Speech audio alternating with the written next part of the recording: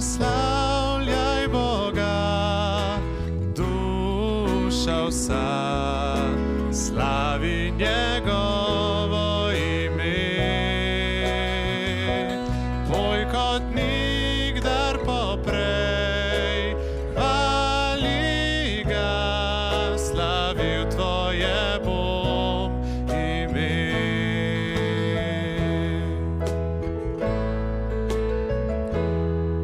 Je sonce vzšlo, nov dan se prebuja in čas, da spet zapojemo.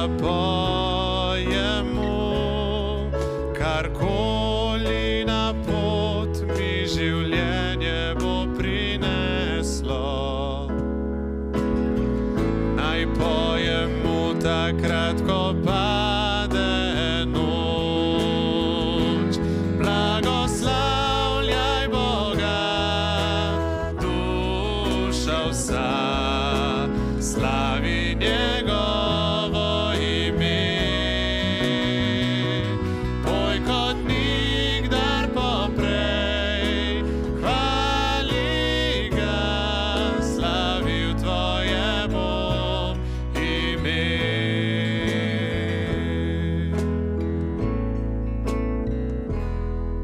Ljubeč si Bog in počasen v jezi, ti velik in usmiljen si. O tvoji bom dobroti pel zavedno, saj tisoče razlogov našel sem.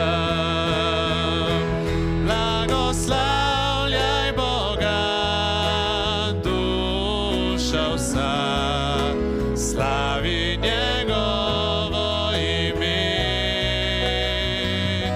Poj kot nikdar poprej, hvali ga, slavil tvoje bom ime.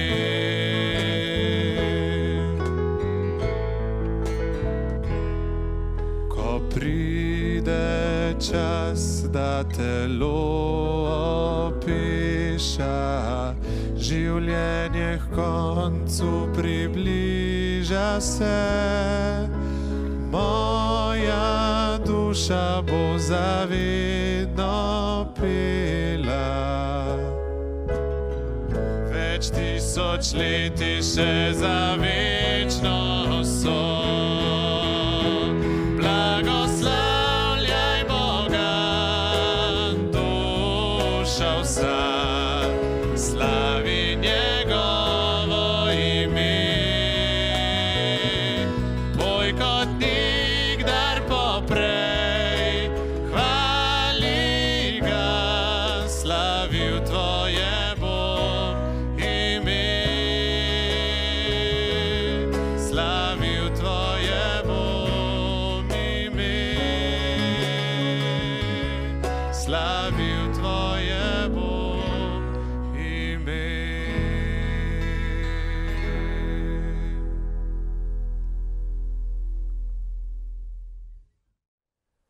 Pozdravljeni, draga cerkev. Kako ste? Upam, da ste imeli en res lep teden. Moram vam povedati, da moj je bil veliko lepši že zato, ker nas je Bog res blagoslovil z veliko sonca. In to kljub temu, kakšne so bile napovedi za prejšnji teden.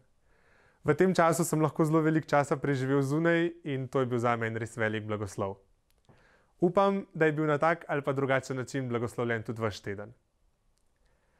Prejšnjo nedeljo je pastor Zvonko v pridigi govoril o goreči molitvi. Jaz upam, da ste jo izkusili, da ste Boga iskali, da ste se pred njim ponižali in da ste mu priznavali svoje grehe. In upam, da ste tudi začutili, da je Bog vašo molitev slišal in jo sprejel in mogoče ste dobili tudi kakšen odgovor na to molitev.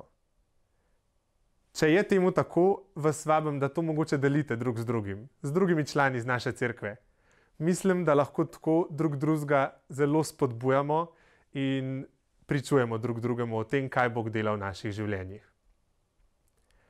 Danes gremo na novo temo. Že prejšnji teden sta jo napovedala Dubravka in Andrej, in sicer bomo govorili o viziji.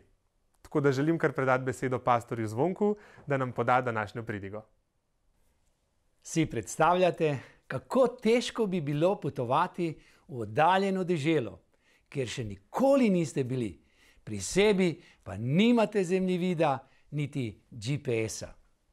Verjetno bi se ves čas spraševali, kje sem? Kam moram iti? Kje je moj cilj? Pred leti smo z družino potovali iz Nemčije v Slovenijo. Pot mi sicer ni bila neznana, ker pa je močno snežilo in prekrilo vse znake in napise. Sem se znašel v veliki dilemi, ali potujem po pravi poti, ali sem pravočasno zavil v pravo smer. Ja, takšno je lahko življenje kristjana, ki ne ve, kam gre, kje mora zaviti levo in kje je njegov cilj.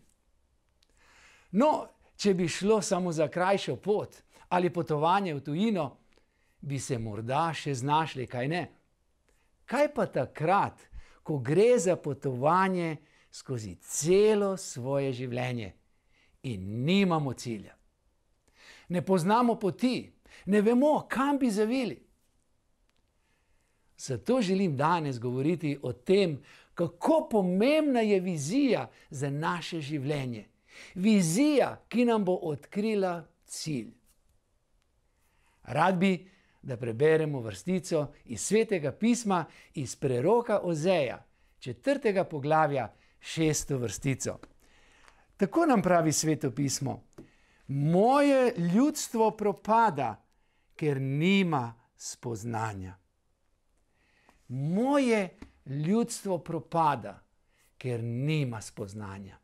Nekateri prevodi uporabljajo besedo vizija. Torej, moje ljudstvo propada, ker nima vizije. Najprej potem poglejmo, kaj je vizija. Vizija je nekaj, česar gledamo z zaprtimi očmi. Prejšnjo nedeljo smo govorili o goreči molitvi. Če niste utegnili prisluhniti tej pridigi, vam svetujem, vzemite si čas in poslušajte, saj se današnja pridiga nadaljuje nad prejšnjo. Govoril sem o pomembnosti molitve. Ko molimo, je pri večini navada, da zapremo oči, kaj ne? Ko sem prejšnji teden prosil vnuka, da se v molitvi zahvali Bogu za hrano, ki jo imamo na mizi, je to brez obotavljanja storil. Medtem, ko si je mazal marmelado na kruh in ko se je nasmehnil svojim bratrancem, sem videl, da ne sledi temu, kar moli. Po molitvi sem mu predlagal, da bi bilo morda bolje, če bi med molitvijo zaprl oči. Seveda je me vprašal, zakaj pa? Saj tudi tako lahko molim. Moli že, sem mu povedal, vendar ne moreš videti tistega, kateremu moliš. Seveda, ne želim reči, da moramo vedno imeti zaprte oči. Saj v Svetem pismu nikjer ne bomo našli, da obstaja pravilo, zakon, da moramo mižati, ko molimo. Kaj ne? Vem pa, da se veliko stvari zgodi v tišini, ko zapremo oči, ko čakamo na Boga. O tem bom danes malo kasneje govoril. Najprej pa zdaj vprašanje. Ali imaš vizijo za svoje življenje? Zadnja leta spremljam mlade, kako tavajo okoli naveličani, obupani, brez vizije. Saj ne najdejo smisla za svoje življenje. Brezglavo se zaletavajo, poskušajo, opuščajo in nikakor ne morejo osmisliti svojega življenja. In žal na koncu jih večina sploh ne konča tam, kjer bi želeli, kjer so sploh želeli priti, temveč tamor, kamor so jih drugi postavili. Žal celo v drogah, samomoru ali v depresiji in kaj podobnega. Nekateri imajo hitre vizije, neobdelane, neutrjene, samo za nekaj mesecev ali za leto, 2, potem pa se zopet izgubijo. Nekateri imajo vizijo, kaj bo z dekletom, s katerim hodijo. Ko pa se poročita, nimata pojma, kako voditi zakon, kako živeti, ko pridejo otroci. Ne vedo, kako jih vzgajati. Mož ne ve, kako voditi svojo ženo. Žena ne ve, kako se podrediti svojemu možu. Potem pa obup, razočaranje, obtoževanje in godrnjanje. V teh dneh naju je obiskalo mlado dekle. Končuje študij in treba se bo odločiti, kaj bo delala v svojem življenju. Prišla je k nama na obisk, da bi naju vprašala za mnenje. Razložila nam je navdušeno svojo življenjsko zgodbo in skoraj do potankosti izdelano življenjsko vizijo, v kateri bi ona preprosto žarela. No, moram vam povedati, kako sem vesel bil, da je prišla k nama z vizijo, idejo, načrti, žarom v očeh in v srcu. Polepšala nam je dan, saj sem videl, da še obstajajo mladi ljudje, ki imajo izdelano vizijo za svoje življenje. Seveda sva jo podprla in z njo molila, da bi jo Bog vodil, da bi jo odpiral vrata in oči in pošiljal ljudi, ki bodo pomagali pri njenem uresničevanju. Zdaj pa, kaj pa je vizija? Vizija je zelo dragocena, saj brez nje ljudje propadajo. Tako smo prebrali v knjigi preroka Ozeja. Za vizijo je treba odpreti svoje srce. Vizija mora biti ogromna, velika. Če jo lahko izpolniš sam, brez Božje pomoči, je samo projekt. Vizija mora biti večja od tistega, kar je mogoče. Ne dovolite, da bi okoliščine, situacija ali preteklost ustavili vašo ogromno vizijo, ki ste jo dobili od Boga. Če ti Bog da vizijo, si jo zapiši in ji sledi. O tem bom tudi govoril malo kasneje. Vizija mora postati vidna. Vizija mora biti res velika. Naj to razložim skozi Abrahamovo zgodbo, ki je zapisana v prvi knjigi Mojzesovi, 15. poglavju, od 1. do 5. vrstice. Tam beremo, da je Abraham bil star že 75 let in njegova žena Sara 65 let in ni mogla imeti otrok.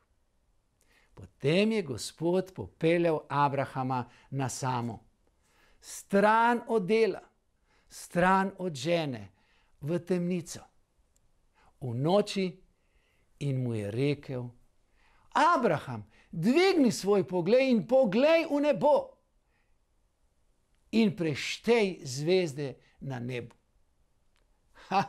Mislil si je Bog, ja seveda, če jih lahko prešteješ. Bog je vedel, da jih Abraham ne more prešteti. In takrat, v tišini noči, je Bog zaupal in pokazal Abrahamu potomstvo. Neverjetno, nemogočo vizijo, veliko vizijo. Kaj bi pa vi rekli, če bi bili na Abrahamovem mestu? Kaj je rekla njegova žena Sara? Vsi to vemo. Zasmejala se je. In ko nam Bog želi dati svojo vizijo za naše življenje, svoj načrt, ki ga ima za nas, velikokrat se mogoče tudi mi nasmejimo Bog, da bi ti spremenil moj zakon, pa to je nemogoče. Bog, da bi ti ozdravil mojega bolnega otroka, to pa ne gre. Bog, da bi ti lahko poskrbel za mojo službo. Bog, da bi ti lahko dal meni dekle ali dekletu mladeniča, službo. Ne vem, nisem siguren. Mogoče pa ne. Vendar, ko Bog govori, misli zelo resno. On želi izpolniti vsako svojo obljubo. Če hodimo z njim, dragi moji.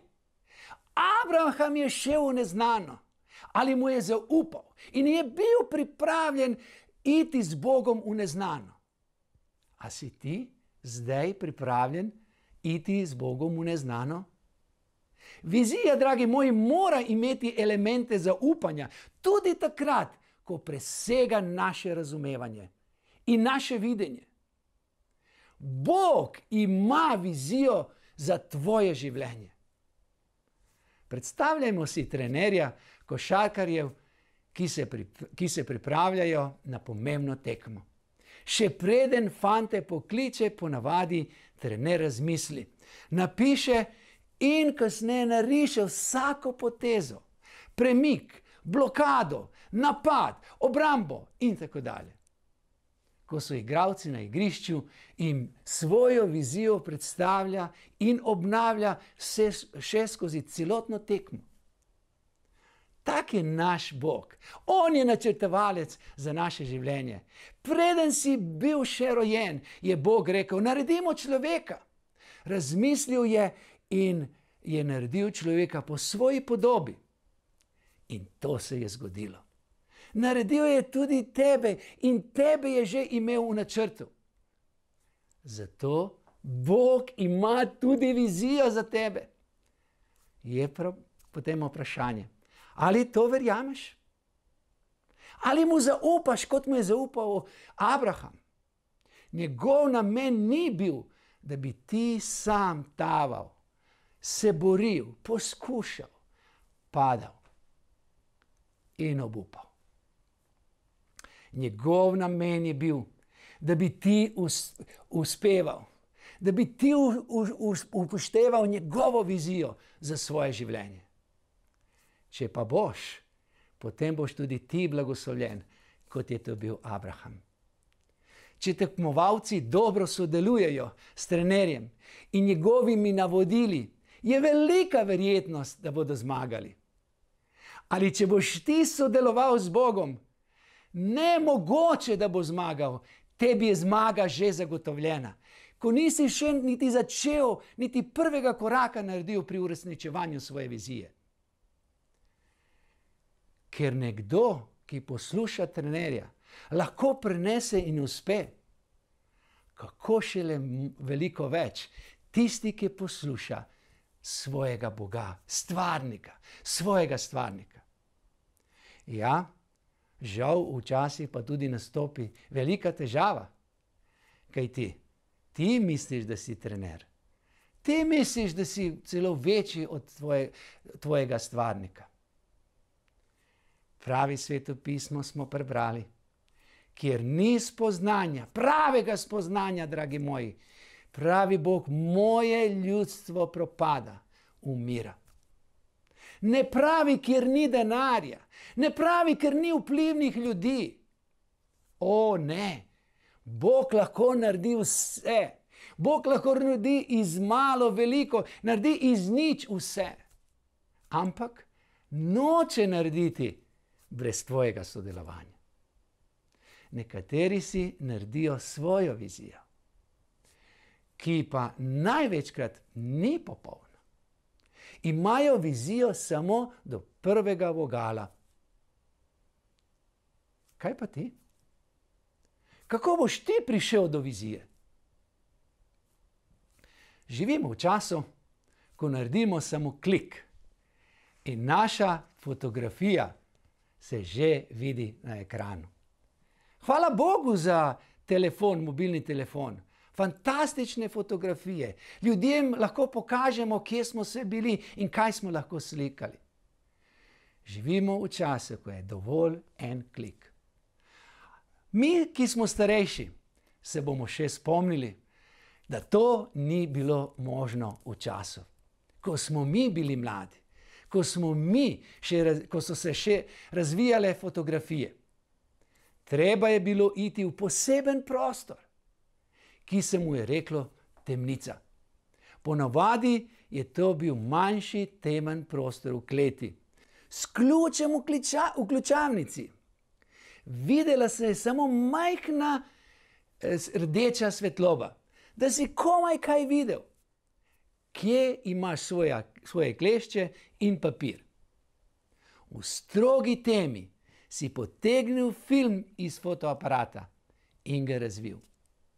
Medtem si se zaklenil, da slučajno ne bi kdo vstopil. Saj, če bi se to zgodilo, bi ti s svetlobo, ki bi v tem trenutku prišla skozi vrata, uničil vse slike in uničil tvoj film. Samota, osama, razumeš? Osebno sem rad v samoti, zjutraj ali zvečer, ko vsi spijo. Takrat zaprem oči in poskušam priklicati mojega očeta, ki me vidi in ki me sliši. Tako najraje začnem jutarnji pogovor z mojim očetom, da vidim, kaj mi bo povedal, ko je še tišina, ko ga lahko slišim.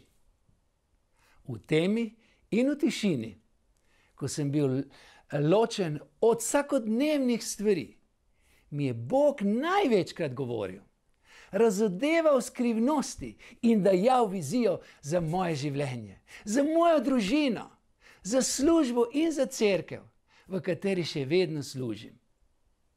Seveda sem si za tak odnos moral vzeti čas in primeren prostor. Vizija se, dragi moji, zgodi, ko si na samem s svojim Bogom, svojim očetom.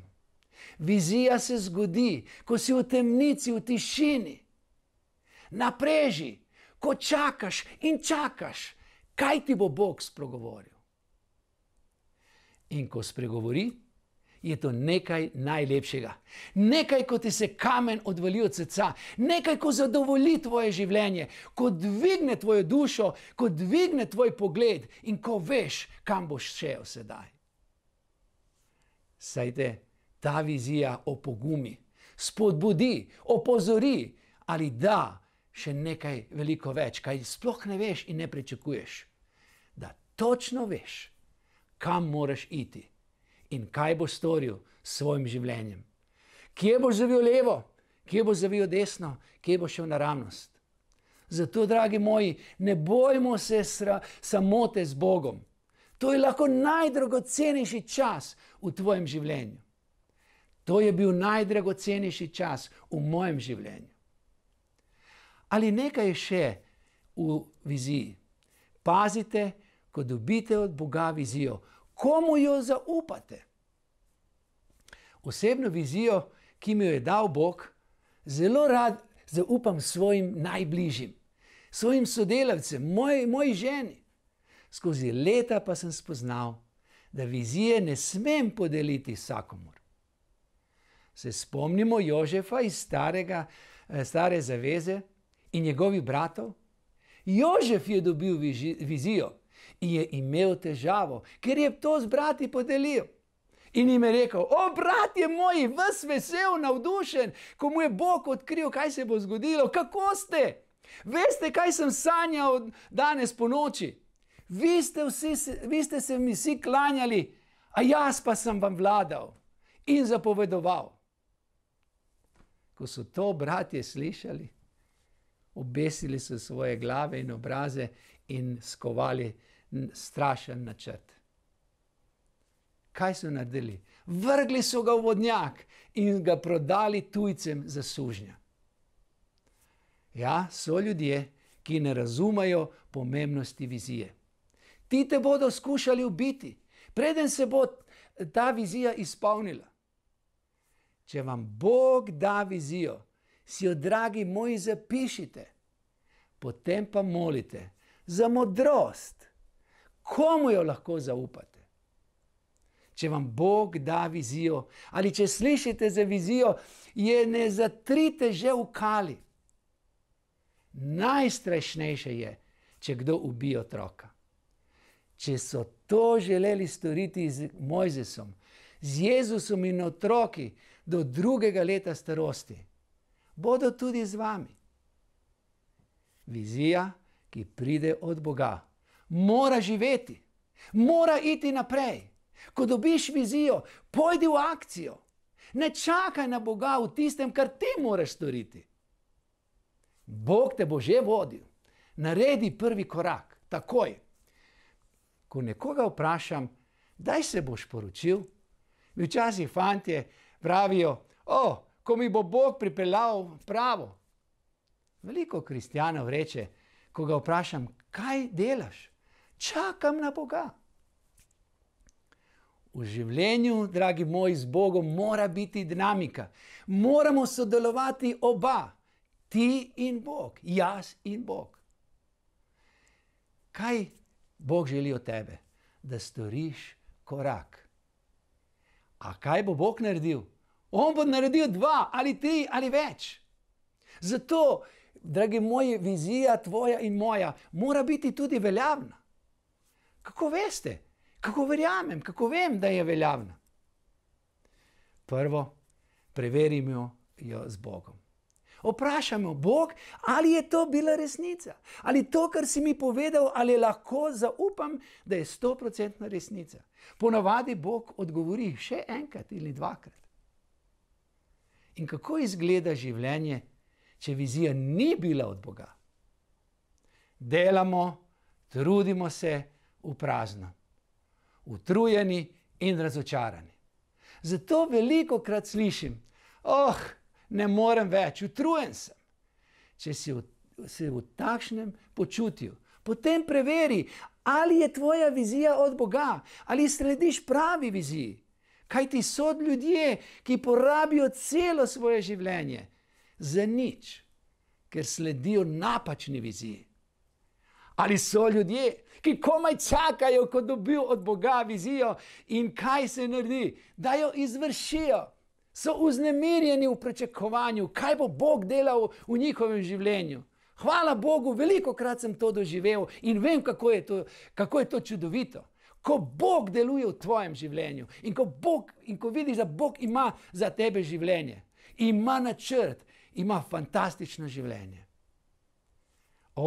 Vizija jih dviga, kolikokrat je mene dvignila in opogumila, da grem naprej. Jim daje polet in energijo. Zamislite si, da imate vizijo, kako shujšati. Pred nekaj meseci si je moj sin odločil, da mora shujšati. V svoj mobitel si je napisal, do katere želene teže želi priti. Opazoval sem ga, kako se je vključil v tedensko vadbo. Spremenil je jedilnik, obroke, kontroliral je svojo težo z rednim tehtanjem. Začel je s prehodi, samodisciplino, izborom živil. Čudovito!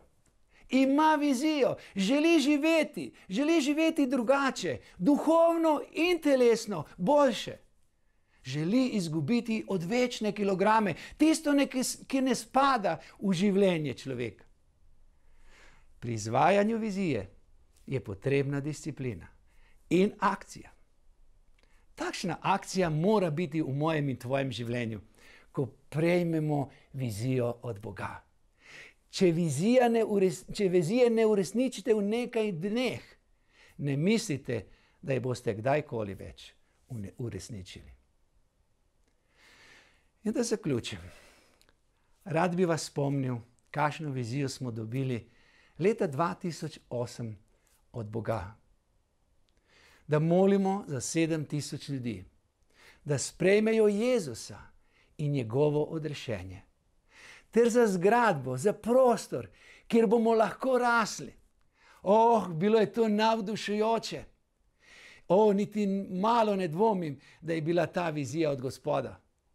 Ko sem jo povedal moji ženi, je molila in njej je Gospod tudi potrdil, da je resnična.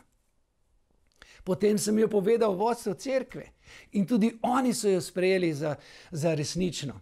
In smo začeli moliti. In tudi vi vsi ste se vključili in tudi jo sprejeli. Še nekaj oseb, ki niso iz naše cerkve, mi je prišlo in povedal: Zvonko, vizijo, kot je Bog dal, je od njega, samo izsledi. Veruj in zaupaj, Bog te bo vodil. In nas že vodi, bi rekli mogoče nekdo, dolgo časa. Kajti leto 2020 je prišlo in je minilo. Kje smo zdaj? Ja, včasih nas Gospod vodi po obvoznici in moramo dlje časa čakati na izpolnitev. Včasih nam pove: čakaj, bliža se izpolnitev in ne vara, samo veruj.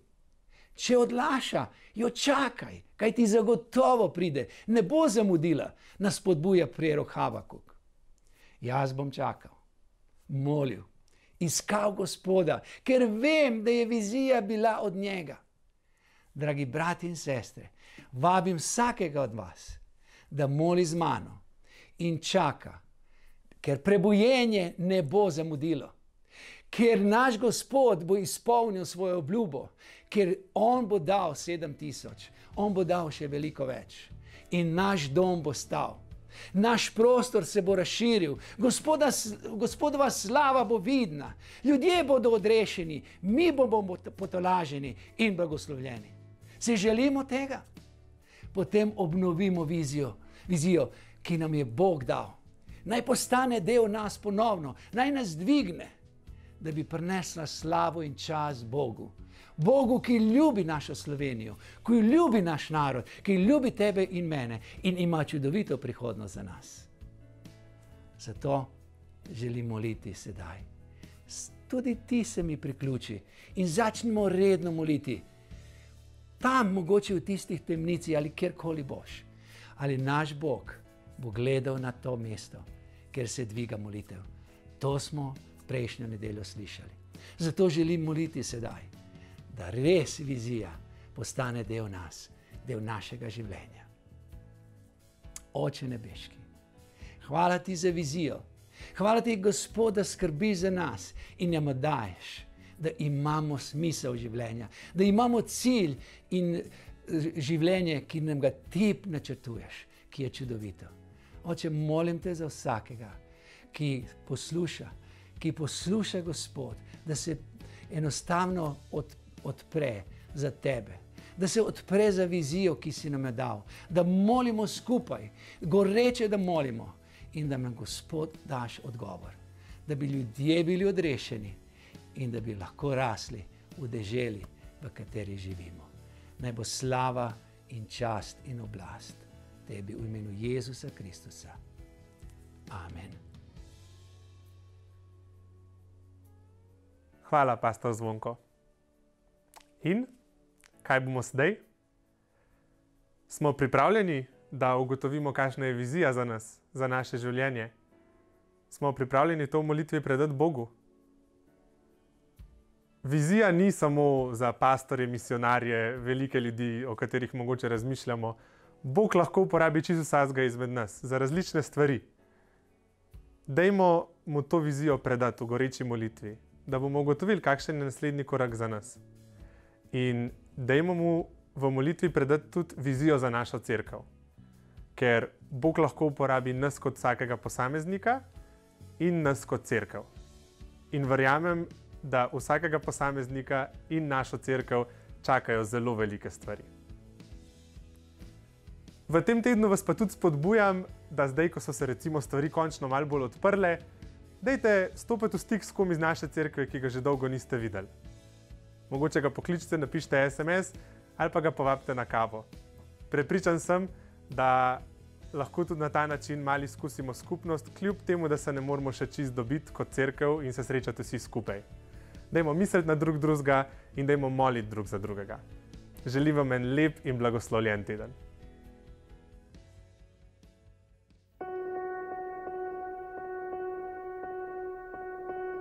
Dlani mu krvavijo, telo je zlomljeno,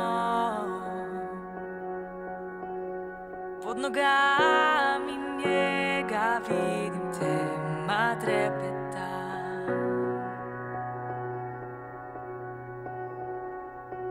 V najtemnejšem času na Kalvariji, ker nas srčno ljubi, zlomljen on je bil, zlomljen on je bil. Zato stopimo v vodo, zlomljeni naj pojo, pridite vsi otroci, on se ljubezni spremeni in gremo, ko strah napada, poiščimo stalega, naj luču nas zasije, ti vse ljubezni spremeni.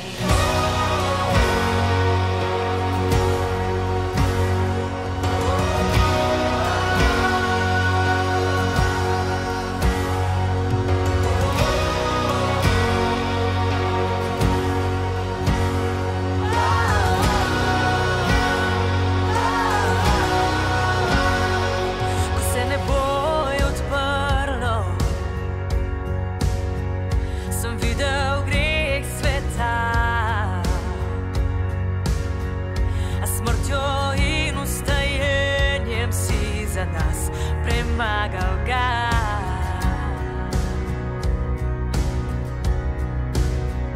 V najtemnejšem času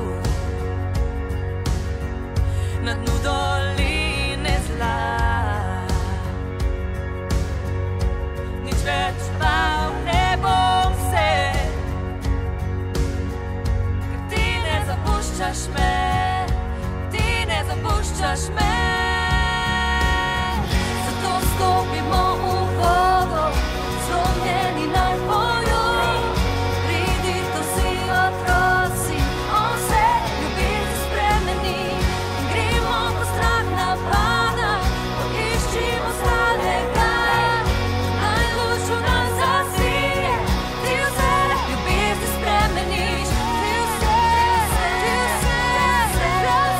ljubezni spremeniš, ti vse.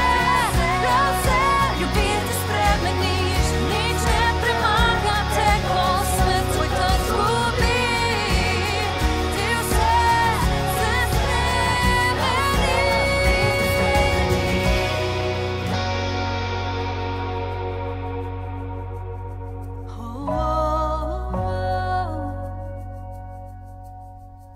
V najtemnejšem času na dnu doline zla, nič več bal ne bom se, ti ne zapuščaš me, ti ne zapuščaš me.